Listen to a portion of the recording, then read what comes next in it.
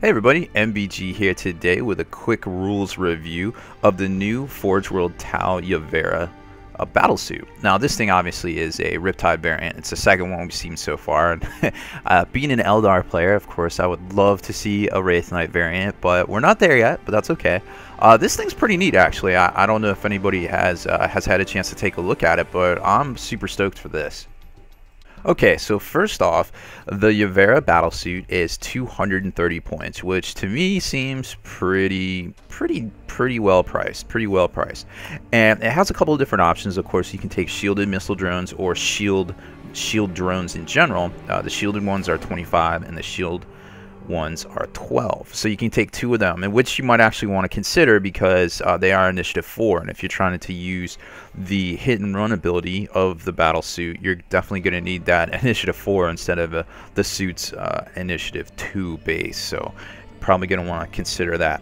For war gear, it of course has a new weapon called the Ionic Discharge Cannon, which is pretty dope, a phased plasma flamer, a Ravelin shield generator, a vectored thrust array, and flechette dispersal pods, and those are all pretty interesting. We'll go over those in a minute.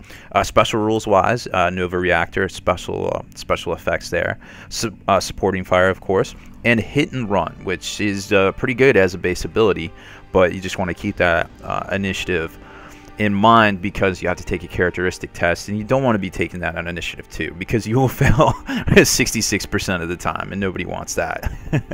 So let's take a closer look at the special abilities of this suit. Okay, so first off, we already talked about the hit and run. Now, the shield generator it comes with provides a 5-up invulnerable at range, and attacks within 12 inches or less, it goes down to a 4-up invulnerable.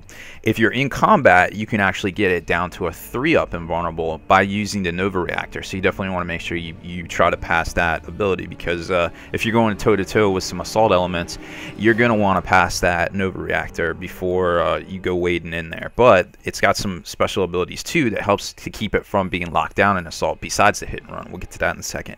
The Plasma Flamer is pretty interesting. It's a strength 6 6-inch torrent instead of the normal torrent rule of 12 inches. And you can only throw it out 6 inches, which is still pretty respectable. And depending on the mode of fire, it's either AP3 or AP2 gets high, which still isn't too bad, and there's no restriction on you can only fire it once every 2 turns or anything like that. You can fire it every turn. Pretty neat. The Ionic Discharge Cannon is a 12-inch range, strength 8 AP3 weapon that fires 3 times.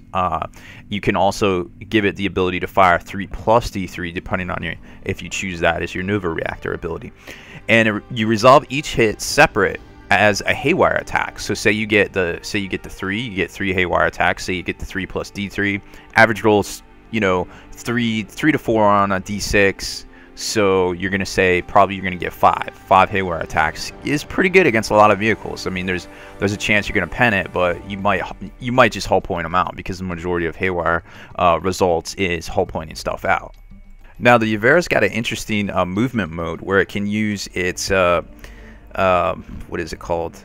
Vectored thrust array to move as this like a swooping monstrous creature, but it can't do it 2 turns in a row. You can only do it 1 turn, and after it lands, it can use its flechette dispersal pods instead of performing a vector strike attack on something within 6 inches of it. So while it's not a full flying monstrous creature by any means, but when it does land, you get to do strength 4 AP5 D6 shots. So it can negate some threats. It's done in a movement, so you don't have to be tied down on what you might want to assault or what you might want to shoot in a shooting phase. So you have some options there. It's pretty good, but it's not quite vector strike, but it allows you to get to close in and do some stuff. So I think it's a really neat ability, and I don't think players should overlook it at all.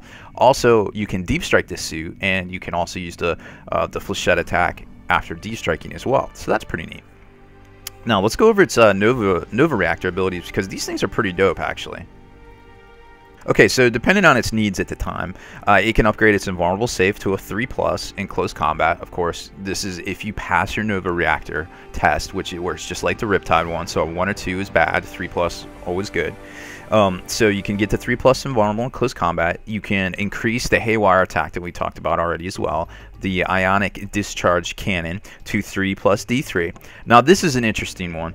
It can remove itself from play and go into ongoing reserves, even if it's locked in combat with something. So that's kind of good.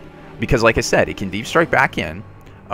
It just, you know, don't want to scatter on top of stuff, but and then it can use that flechette attack. It has basically 2 close-in attack weapons, you know, between the ionic discharge cannon and also the what is it called, the plasma fuel cell craziness. So, you know, these are options here. And last but not least, it could also gain the Jinx special rule when it uses its vector thrust array. So those are the 4 modes for the Nova Reactor, which, you know, 3 of them are really good. The 4th, the Jink ability, it might be okay. You know, having Jink when you're jumping 12 inches and then being able to Jink, you have to snap fire weapons, which, you know, you might not want to do because one of them's a template weapon, which means you couldn't do it because you have to snap fire it.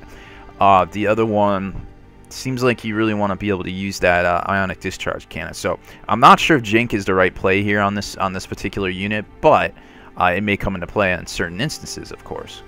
So overall, I think it's a pretty decent unit. It's definitely the hammer to the Tau anvil, the Tau firepower anvil. You know, everybody just kind of sits back and sets up this huge fire line of stuff, and they don't really have something to go out and beat a boogeyman.